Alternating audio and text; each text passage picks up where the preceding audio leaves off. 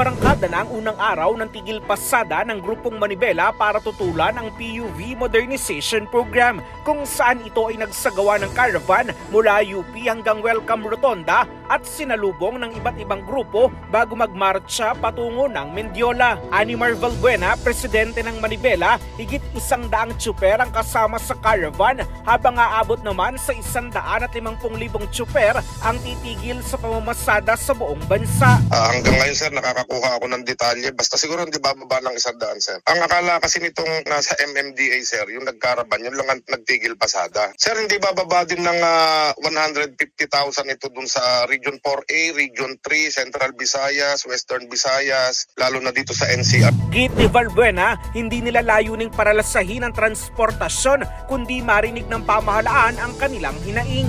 Para ito mapakinggan, hindi ito para maparalisa. Ang goal natin dito, masolusyonan ng gobyerno na kapag wala na pong masasakyan yung ating mga kababayan, araw-araw ganito po ang dadanasin ng ating mga mahal na mananakay.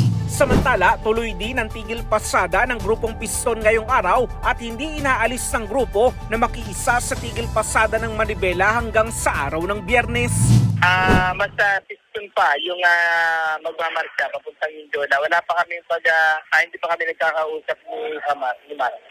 Mag-uusap po yung Piston at sasangguni natin sa iba't ibang mga reyon kung ano yung magiging Para sa kauna-unahan sa Pilipinas, DCRH, ito si Christian Manio, tuloy-tuloy sa pagbabalita, tuloy-tuloy sa serbisyo, sama-sama tayo Pilipino.